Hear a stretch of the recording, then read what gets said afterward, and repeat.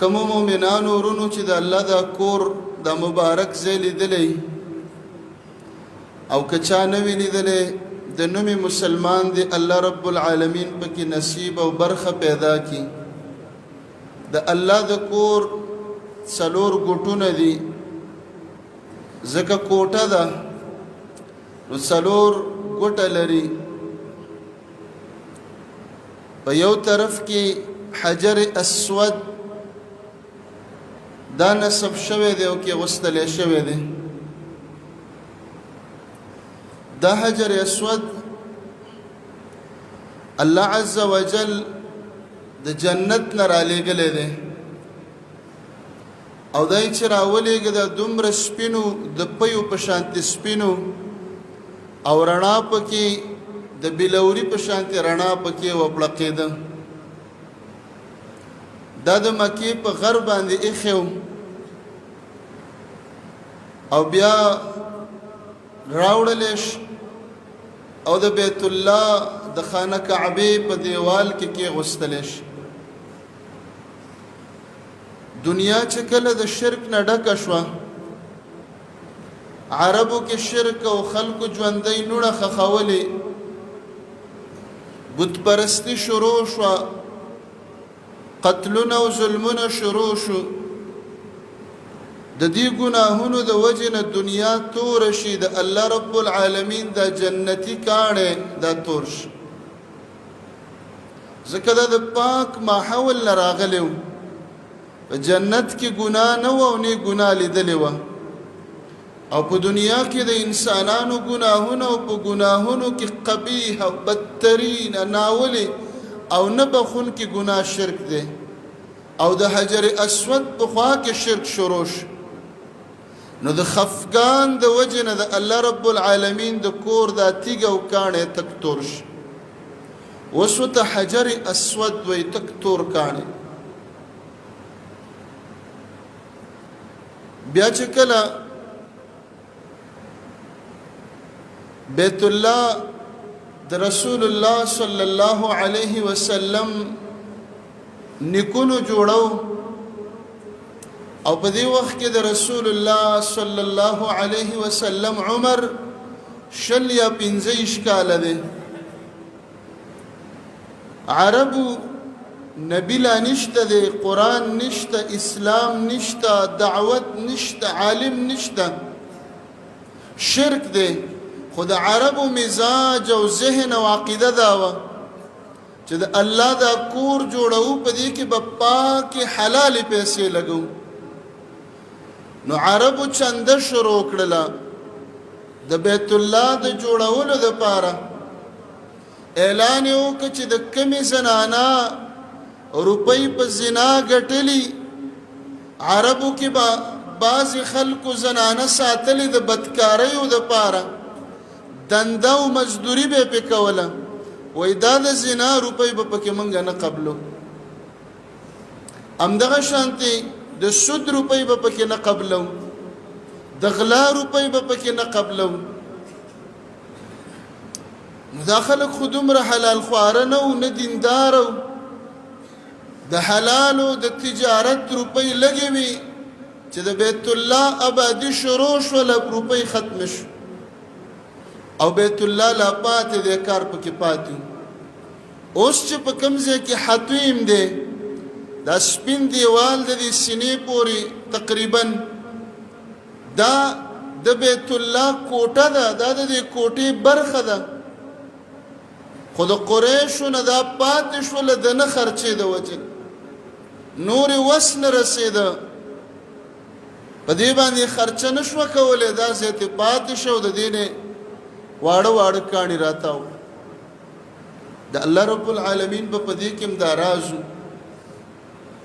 چې یو خو دې قریشو ظلم دا وکړي چې د بیت الله دروازې دومره اوچته ولګوله چې د لوړ انسان د ګوتو څوکې ورته ایله رسي. نو هر یو سړی ورختلی نه شي، بلې ورته تالې ولګولې هر څوک ورته نه پرېږدي. بعضې خلک ډېر فخر کوي، وایي زمونږ لیډر زمونږ مشر فلان کې او زه فلان کې موږ ته وایي د بیت الله دروازه کولاو شوې ده. چاته دروازه کولاویږي؟ د ملکونو وزیرانو ته، وزیر اعظمانو ته، وزیر اعظم ترور ته کولاوش. د بیت الله دروازه چاته کولاوېدل او ورننوتل او هلته مونځ کول دا د جنت کېدلو د ښه کېدلو د دیندارۍ علامه نه ده، ځکه ابو جهل روزانه په دې دروازه ورننوتلی.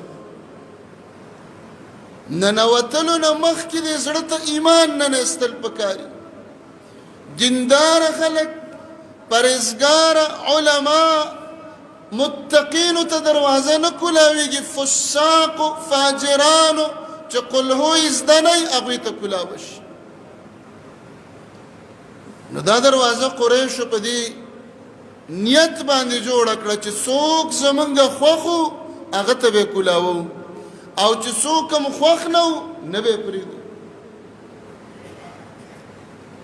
بیت الله چې جوړېده دا حجر اسود په دې باندې لانجه شو.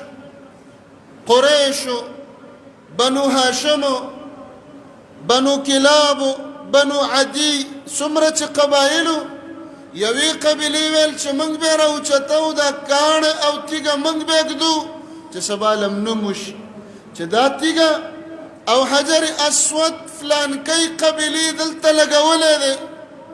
بلې قبیلې ویل نه موږ به یې کوو. څو ورځې په دې لانجه وه، تورې یو بل پسې راوویست.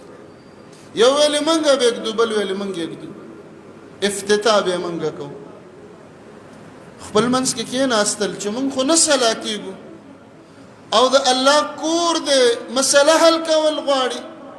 سباله چې د بنو شیبه په دروازه څوک هم وختي راغی او اول راغی هغه به زموږ فیصله کوي.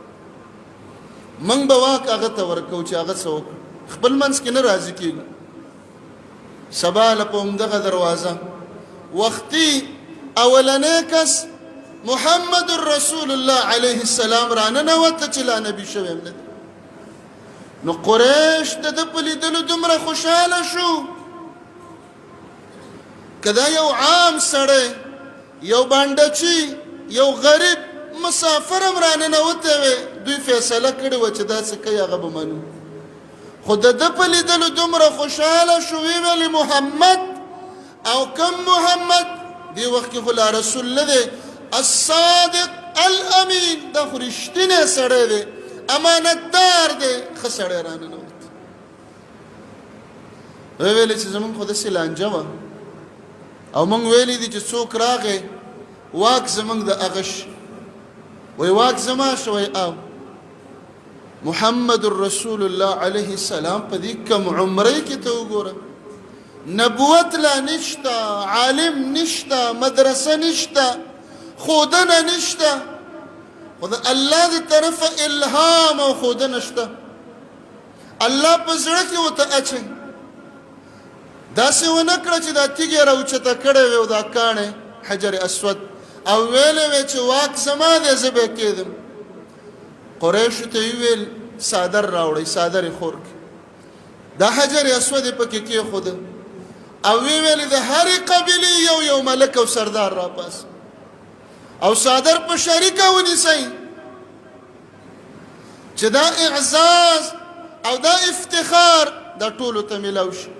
او د هغه ځای نه ټولو سردارانو په شریکه ونیو او دې ګوټ له راوړه او په دې ګوټ کې برابر په شریکه باندې محمد رسول الله علیه السلام هغه ورسره دی او کېښود.